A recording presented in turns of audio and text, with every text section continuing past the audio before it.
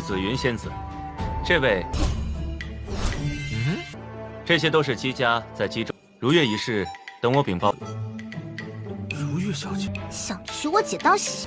你想找如月大小姐？本座倒想请教一下。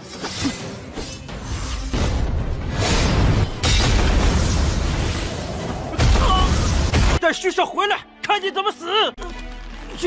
虚少，看我打爆他的狗头！他就是回来，肯定饶不了。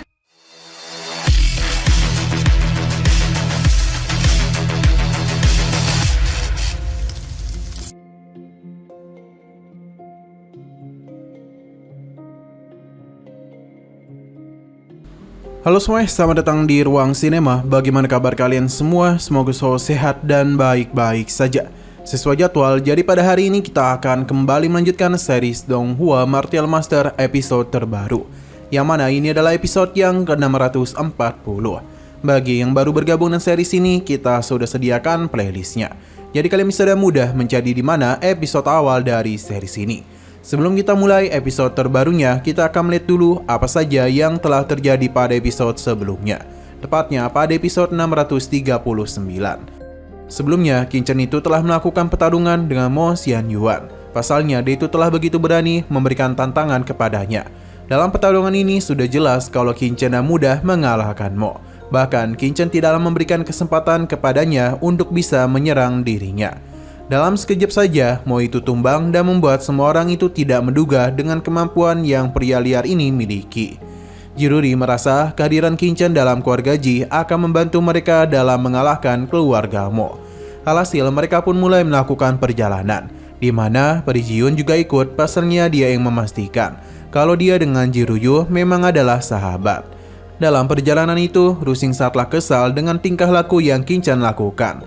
Terlebih lagi, ia juga tidak memperlakukan mereka dengan baik. Sampai akhirnya mereka pun tiba di kediaman keluarga Ji.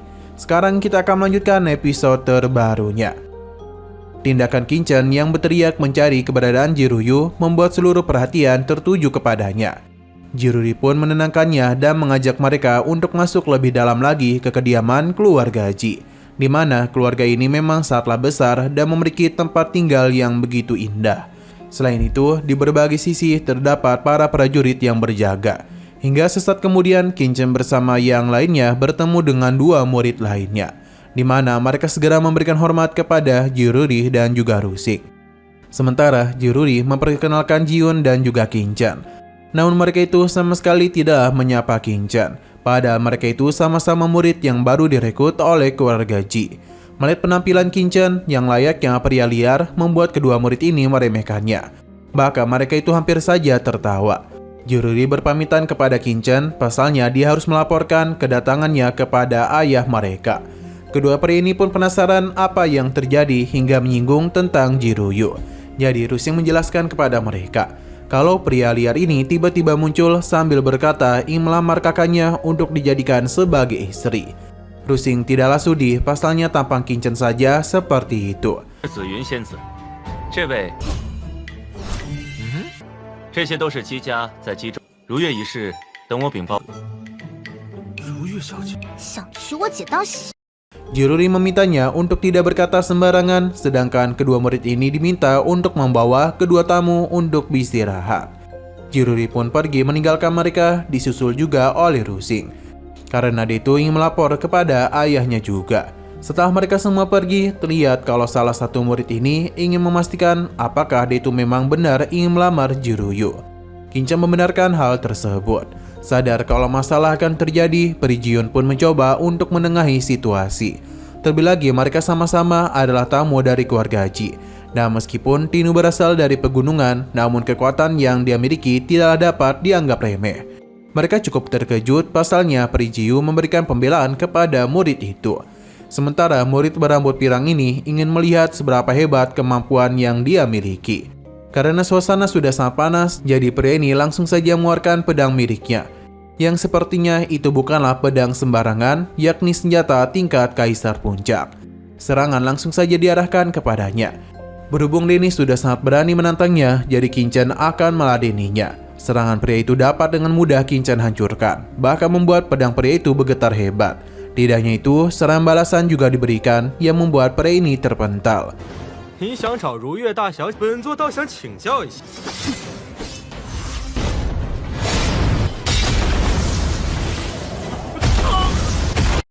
Qin Chen bingung mengapa pria ini setelah lemah.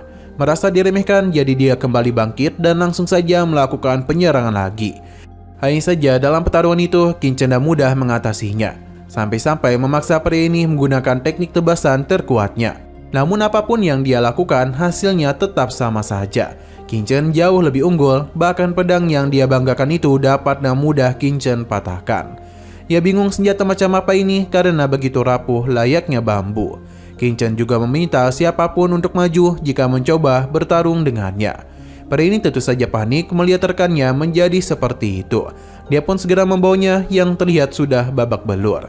Alih-alih mengakui kekalahannya, pria rambut pirang malah memberikan ancaman kepada Qin Chen, di mana Jiruyu adalah gadis yang sudah dipilih oleh Tuan Muda Su. Begitu dia kembali, maka mereka menjamin Qin Chen akan mati di tangan Tuan Muda Su. Mendengar perkataannya membuat Qin Chen kesal. Ia tidak niatan untuk membiarkannya pergi. Selain itu, ia mulai bertanya sebenarnya Tuan Su siapa yang sedang dia bicarakan. Su ternyata merupakan jenis terkuat yang pernah direkrut oleh keluarga Haji. Ia selalu mengejar-ngejar Jiruyu, jadi karena itulah dia yakin setelah Tuan Su kembali dari medan perang, ia akan memberikan hukuman kepada Qin Chen karena sudah berani mengejar wanita yang dia inginkan. Namun Qin Chen tidak terlalu peduli. Jika dia memang pantas merebut istrinya, maka Qin Chen akan meladeninya dan berjanji akan menghancurkannya. Sementara pria ini pun dipentalkan oleh Qin Chen yang membuat rekannya menjadi ketakutan dan pergi dari hadapannya. 带虚少回来，看你怎么死！虚少， 砍不打爆他的狗头！ 他就是回来，肯定饶不了你。 Setelah mereka semua pergi, Peri Jiun memintanya untuk selalu berhati-hati. Pasalnya, Su Dongseng berasal dari keluarga Su di Kaisar Langit lapis ketiga, dan dia sudah sangat lama mendambakan Jiruyu. Tidak hanya itu saja, kekuatan yang Su Dongseng miliki telah mencapai ranah Martial Emperor. Namun Qin Chen tidaklah takut, karena baginya Martial Emperor tidak begitu hebat. Selain Su Dongseng, Qin Chen juga harus berhati-hati kepada dua pengikut setianya, di mana mereka memiliki kemampuan yang tidak kalah hebat. Sesaat kemudian ada seorang tetua yang datang menemui mereka, di mana tujuannya kemari adalah untuk membawa Tinu ke hadapan tetua keluarga Haji di balai musyawarah. Qin Chen tidaklah masalah dan segera pergi mengikutinya. Begitu pula dengan Peri Jiu. 武天武帝很了不起吗？ 我姬家长老邀请各。 Nah, sayang sekali lagi seru-serunya, episodenya pun harus bersambung dulu. Namun sebelum kita akhiri, seperti biasa kita akan melihat preview bagian selanjutnya.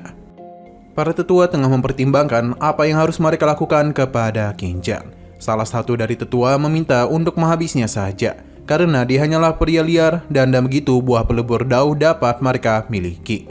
Namun tetua lainnya menentang hal tersebut, karena jika sampai menghabisinya, maka mereka sama saja dengan membuat masalah dengan wilayah Luosu. Akan tetapi tetua ini memintanya untuk percaya saja, karena wilayah Luosu tidak akan berani macam-macam kepada keluarga Ji mereka. 血山脉，直接杀了，拿走，以我姬家现在。 Oke, sekian dulu pada video kali ini. Untuk video selanjutnya akan segera hadir. Jadi bagi kalian yang mengikuti series ini, langsung saja klik subscribe dan aktifkan loncengnya. Terima kasih yang sudah menonton video sampai habis. Jika kalian suka pada video ini, klik like dan share ke teman-teman kalian tentang channel ini. Dan ditunggu aja kelanjutannya. Oke, sampai jumpa di video selanjutnya.